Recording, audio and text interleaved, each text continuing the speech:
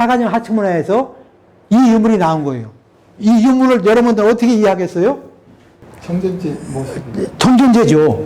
예? 어디서 나왔냐? 여기서 여기 우화량이라는 아까 내가 우화량 얘기했죠. 이 우화량이라는 곳에서 정전벽돌이 나왔어요. 인사장 보시면 이걸 보시면은 각골문으로 표기되는 글자는 오래된 글자다는 걸 알 수가 있어요.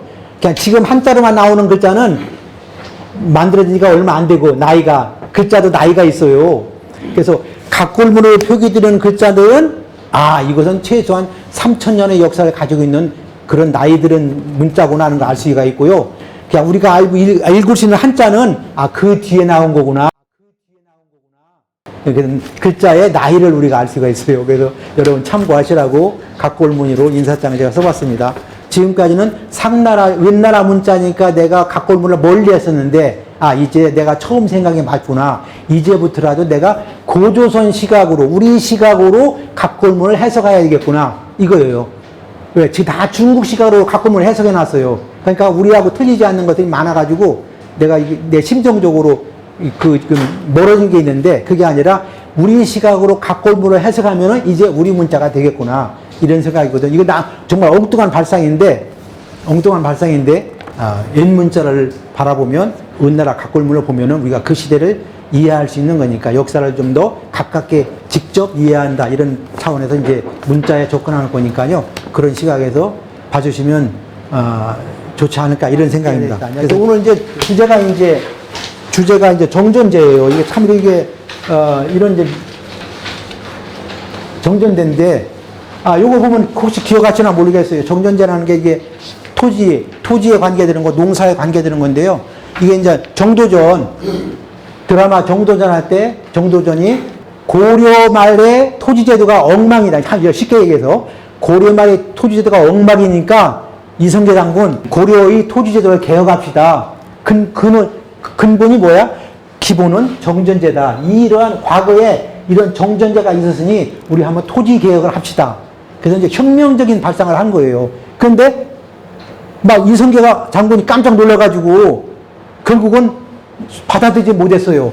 좋긴 좋은데 어렵습니다 해가지고 결국 이성계 장군이 토지 개혁을 못하고 이제 좀 완화된 토지 개혁을 했죠. 그러니까 절충형 토지제도를 만드는 것이 그나마 조선의 토지제도예요. 그나마 조선이 오늘날 600년, 500년에 간 것도 그런 토지개혁이 성공했기 때문에 500, 600년에 그 정권을 유지할 수가 있었다 이렇게 보고요. 우리가 역사를 말하면서 이 정전제는 이런 걸 고조선 역사하면서 토지제도 이런 얘기는 허황된 얘기다. 아무도 이런 얘기 한 적이 없어요. 아무도.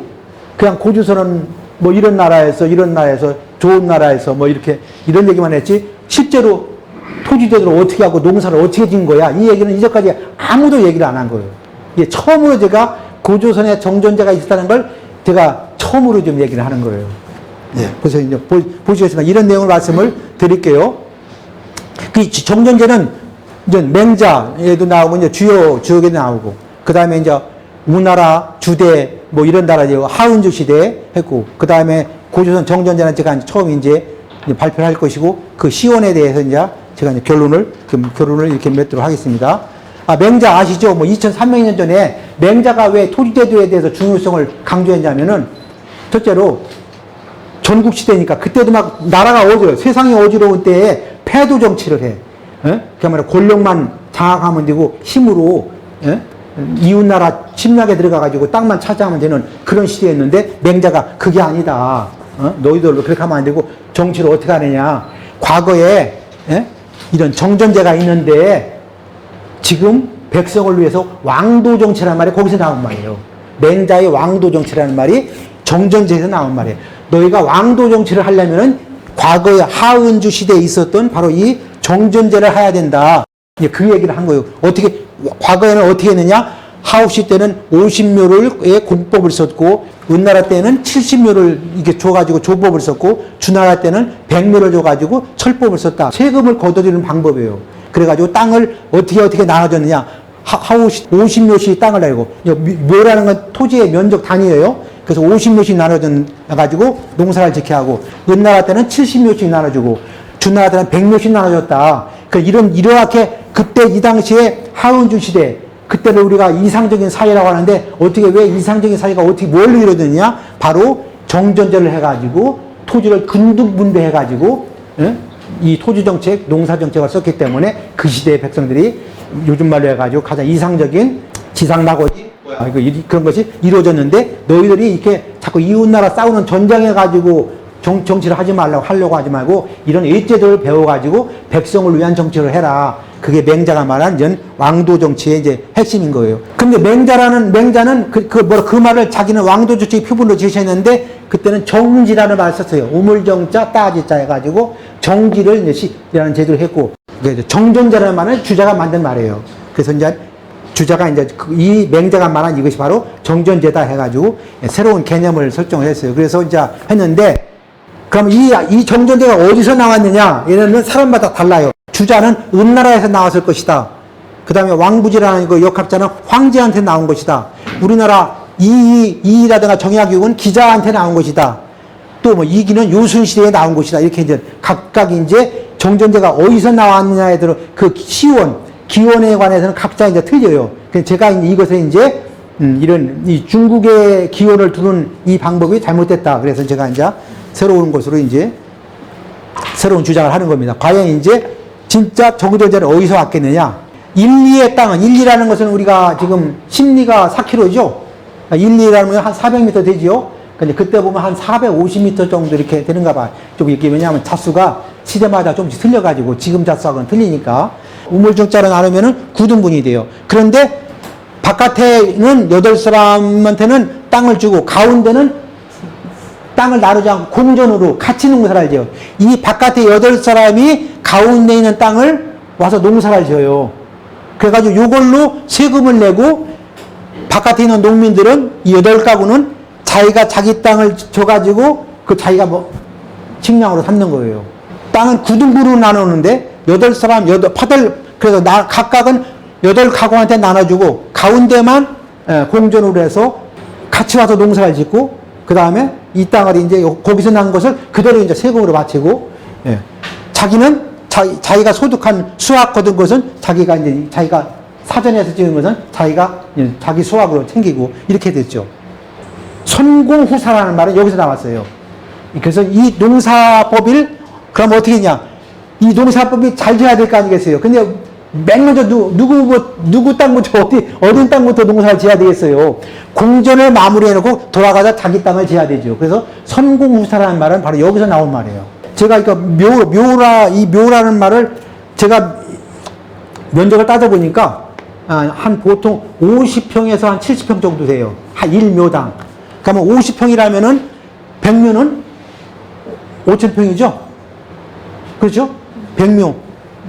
우리 가구당 땅을 내가 농사 땅을 받는 게 5,000평 되는 거죠. 그러니까 5,000평이면 한 가구당 많은 땅인가요? 적은 땅인가요? 그러니까 25마징이니까 옛날에 지금으로 보더라도 우리가 어렸을 때 농사 짓는 거로 보더라도 25마리 농사 짓는 집은 중농가구였었어. 사람이 항심이 있어야 되려면 어떻게 하냐면 항산이 있어야 돼. 자기 직업이 있어야 되고 자기 재산이 있어야 되고. 그러니까 자기 재산, 자기 농사거리, 자기 먹거리, 요즘 말로 먹거리, 일거리가 있어야 사람이 항심을 갖지요. 농사거리가, 일거리가, 먹거리가 없으면은 사람이 항심을 가질 수가 없고, 항산이 있는 자는 항심을 갖는다. 이게 맹자의 유명한 말이에요.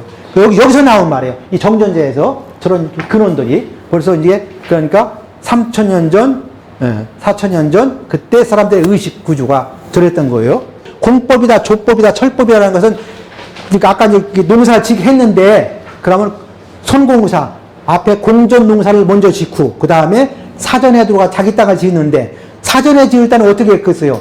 나머지 8가구들이 돌려가면서 품앗이로 했겠죠. 우리 시골 말로 품앗이로. 그렇잖아요. 농사 지을 사람이 없잖아요. 결국 8가구가 돌려가면서 자기 농사를 자기 집 지어야 되니까 어차피 이건 품앗이하고 협동정신 이 상부상조는 당연히 나올 수밖에 없는 거예요, 이게. 그런 우리의 가지고 있던 옛날 그 두련이 이런 미덕이 다 여기서 정전제에서 나올 수밖에 없어. 사회 구조가. 거기서 다 나온 것들이에요. 주역에서도 이제 이 얘기가 나와요.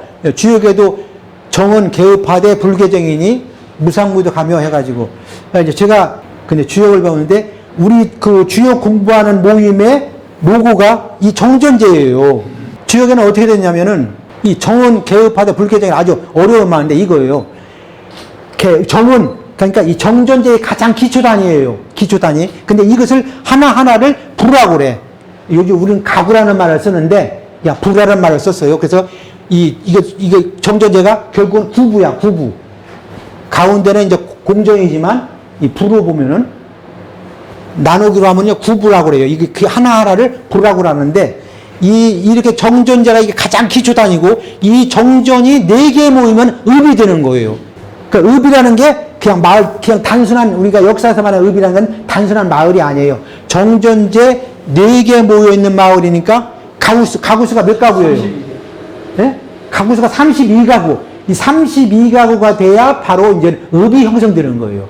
그러니까 읍이라는 마을이, 이 마을 단위가 그냥 나온 게 아니라 정전제에서 나온 마을 단위가 읍이라 이렇게 우리 이해하면 돼요. 그 다음에 읍보다 더 큰 것은 또 이렇게 말이 있어요. 또 이따 나오는데, 그러니까 옛날에는 다 정전제를 기본으로 해가지고 마을이 이루어지고, 시장도 여기서 나왔어요. 시장하고 정전제가 무슨 관계 있겠어요? 생각나는 거 있어요? 이 시정이라는 말이 원래는 이게 그 당시에 아주 중요한, 이 정을 중심으로 시장이 형성된 것이 시정이에요. 내가 이 정전제 공부하면서 단군세기에 언덕구자가 무슨 뜻인지가 이제 아는 거예요. 단지 신촌생이 그랬잖아요. 공자를 배우면서도 우리는 조선의 공자를 배우지 않고 공자의 조선을 해가지고 이 나라가 망한다고. 그러니까 다 주객이 전도되는 학문을 하면 안 되는데, 그것만 조심하면은 학문은 다 우리가 국경을 초월해서 배울 수 있는 거니까요. BC 2229년에 구정도를 그려 바쳤다고 했어요. 구정도를 바친 게, 구정도가 뭐냐 이거야. 그 내가 이제 추정을 한 거예요, 이게. 내가 추정을 한 거예요. 바로 이게 구정도예요, 구정도. 이게 구정도예요. 우물정자가 4개가 모이면 읍이 되고, 읍이 4개가 모이면은 언덕구가 되는 거예요. 이게 구정도예요. 그러니까 이거에 의해서 이제 우리 단군세기의 비밀이 풀리는 거예요. 그러니까 이런 걸 연구하지 않으면 단군세기가 뭐 위선이 뭐 하냐는데, 그러니까 우리가 지금 단군세기를 위선이 뭐라고 할 요갈 지금 시간이 없어요. 연구에 몰두해야지. 이 단군세기는 진서 중에 진서 같아. 내가 아무리 봐도 단군세기는 진서 같아. 근데 구정제의 마지막 말이 참 묘해요. 사리사욕을 채우지 못하게 했다. 이건 군더더기 말 같은데, 정전제가 왜 나왔냐? 땅을 공평하게 분배를 하는데 문제가 뭐냐? 자꾸 분쟁이 생겨. 이 토지를 나눠서 뭐 농사를 짓다 보니까 분쟁이 생기고, 막 이거 말 사리사욕을 채우게 되려고 서로 막 싸우는 것이 나타나기 때문에 저 정전제가 나온 거예요. 그러니까 우리가 그걸 모르면은 갑자기 왜 정전제 설명하면서 사리사욕을 채우지 못하겠다. 이 말이 참 엉뚱한 말 같은데, 저 나온 배경을 연구하다 보면은 저 말이 합리적인 말이에요. 아주 저것이 문제였어. 그러니까 우리는 지금은 그때도 이 땅을 사유화하려는 경향이 강했기 때문에, 인간의 욕심이었기 때문에 이 정전제가 토착되기 전에는 엄청 많이 그런 분쟁이 있었는가 봐요. 그래서 공전과 사전을 구분했다는 얘기예요. 저 무사리, 사리사욕을 채우지 못하겠다는 얘기는 바로 저 문장에는 없지만은 공전과 사정을 구분해줬다 이 얘기고요. 저희는 그 단군세기에. 아무튼 우리가 이걸 알면 단군세기 좋은 점은 바로 이 주자, 맹자의 말이 들어가지 않은 구정제라는 독특한 말을 썼는데, 이 구정제라는 말은 중국문에는 나오지 않아요. 중국문에 없는 말이에요. 그래서 이게 더 독특한 말이고, 저 말 하나로 봐도 단군세기는 우리가 문헌의 가치를 인정할 수 있다. 구부가 모여서 정이 되고, 내정이 모여서 읍이 되고, 읍이 4개의 읍이 모여서 구가 되고, 그 다음 보세요. 4구가 모여서 전이 되고, 4전이 모여서 현이 되고, 4현이 모여서 도. 이때 이제 도읍도자. 그러니까 이 정전제가 모여서 가장 큰 단위가 도읍조자 도가 나오는 거예요. 완전 이해가 됐죠? 행정구역 단위가 아니라는 거지.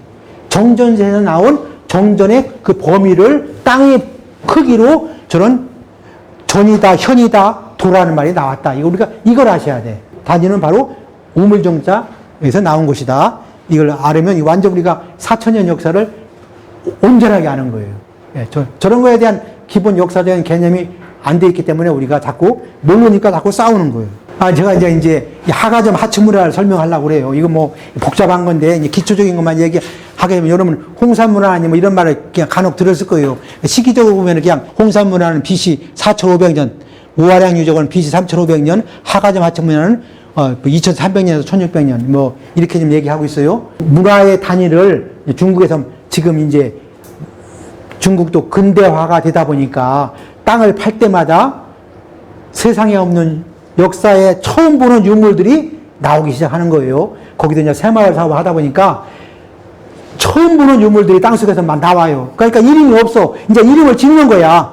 홍산문화가 가자. 언제냐? 가장 4500년, 또 우아량 유적은 3500년, 하가점 하천문화는 2300년, 이렇게 정했어요. 서로 다른 층에서, 땅이라는 건, 땅은 그냥 있는 게 아니라 층층이 있어요. 층층이. 그래서 이거는 속일 수가 없어. 요 층은 뭐다, 요 층은 뭐다. 다 유물이 틀려. 하가점 하천문화를 말씀드리는 거예요. 근데 요 하가점 하천문화에서 나온 유물이 있는 거예요. 바로. 문제 유물이 바로 여기서 나왔어. 언제요? 2300년에서 1600년 사이에 나온 유물이에요. 그런데 여기서 바로, 그 하가점, 지금 말은 하가점 하천문화에서 이 유물이 나온 거예요. 이 유물을 여러분들 어떻게 이해하겠어요? 정전지 모습이. 정전제죠. 이렇게 그럼 이게 뭐 어떤 용도로 썼을까? 어떤 분이 요것은 아마 그때 관리들이 정전제 설명하려고 이게 손바닥만 해요. 조그만해. 정전 벽돌인데 조그만데 농민들한테 정전제 설명하려고 저걸 만들었을 것입니다. 어느 분이 기발한 아이디어를 내주더라고. 예? 어디서 나왔냐? 여기서 여기 우아량이라는 아까 내가 우아량 얘기했죠. 이 우아량이라는 곳에서 정전 벽돌이 나왔어요. 근데 우아량은 이제 홍산문화에 해당되는데 저기가 홍산문화와 하가점 하천문화가 겹치는 곳이에요. 다행히. 예. 16지점인데 저희가 겹치는 곳. 겹치는 곳에서 바로 이 벽돌이 나온 거예요. 내가 그래서 이것을 이름을 같이 이제 정전 벽돌이라고 이름을 정했어요. 근데 여기서 잘 보세요. 그 뒷면에, 앞면은 우물정자가 새겼고 뒷면에는 우물이 있어요. 그러니까 이건 틀림없는 정전 벽돌인데 중국 학자들은 이거에 대해서 아무 말이 없었어요. 그냥 나는 이것을 내가 5년 전에 이 책을 처음 발견하고 내가 이걸 논문을 써야 되겠다. 왜냐하면 저는 40년을 주역 공부하면서 이것만 보고 공부를 했기 때문에 저건 뭐 제 머릿속에 그냥 자연히 이건 정전제다라는 것이 머릿속에 딱 들어왔기 때문에 내가 이 논문을 써야 되겠다 해가지고 5년 만에 이제 지난달에 완성을 했는데요. 이 가운데 줄을 그은 것은 그걸 수라고 그래요. 바깥에 세로보다 어때요? 굵기가 같아요? 틀려요? 틀리죠. 굵은 것 같은데 왼쪽 오른쪽. 왼쪽 오른쪽이 굵어 보이죠? 이 가운데선은 바깥선의 굵기가 반이어야 돼. 도랑을 팔 때 여기는 2자를 파고 여기는 4자를 파야 돼. 그 말이 어디 있느냐? 줄에 있는 거야. 이 놀라운 거예요, 이게. 그럼 이것이 보면은 우리가 육안으로 보더라도 왜 이거 크기가 다르지? 근데 우리 단군 세계 봐가지고는 이걸 이해할 수가 없어요. 설명이 안 돼. 그런데 다행스럽게도 줄의 책에 이 설명이 나오는 거야. 가운데 도랑은 바깥 도랑의 반이어야 된다. 그 2자, 4자. 이 말이 나오는 거예요. 그 줄에가 얼마나 고마워요. 그러면 이것은 틀림없는 정전제를 설명하는 그 벽돌이다. 우리가 그렇게 잠정적으로 이해할 수 있고, 이걸 볼 때 단군의 아들 태자 보르 때에 저 정전제를 시행했다고 하니까, 구정제를 시행했다고 하니까, 그러니까 지금 우리가 단군 건국을 BC 2333년이면은 4300년 됐는데, 넉넉 잡고 4200년 전에 저런 농사법이 있었구나. 그러면은 저런 농사법을 가지고 당시 공무원들이 여기저기 마을 찾아다니면서 여기는 당신 땅이야. 여기는 당신 땅이야. 여기는 공전이니까 너희들 같이 농사 져야 돼. 이렇게 일러주는 홍보용 벽돌이었다. 새로운 정전제가 시행이 되니까 당시 공무원들이 나와가지고 마을마다 따지면서 여기는 너 땅이고 여기는 여기다. 여기는 네 땅, 여기는 네 땅 다 해가지고 그런 역할을 했을 것이다. 바로 그런 역할로 바로 저 벽돌이 용도로 쓰였을 것이다. 라고 이제 제가 이제 일단 설명을 해보는 거예요. 다행히 이제 우물이 있다는 거. 그러니까 옛날 사람들이 얼마나 침이 됐냐. 뒷면에는 우물이 새겨 있고, 앞면에는 정전제가, 우물정자가 그려 있고, 이 정도로 침이 됐다는 건 놀라운 거예요. 그러니까 우물이 항상 기준이 됐다는 거. 그렇게 우리가 알 수 있겠죠. 그 위치는 바로 이제, 여기 우아량, 조양 옆에예요. 조양의 서쪽인데, 조그만 마을이야. 옛날에는 이제 우아량이라는 마을이 이름도 없었어요. 유물이 땅에서 나오니까 세상에 이제 우아량은 세계적인 도시예요. 세계적인 지명이 됐어요. 이 파란 점 찍힌데 이 찍힌 데가 바로 하가점 하천문화. 요때 나왔던 유물들이 발견된 지점을 점으로 찍어보니까 이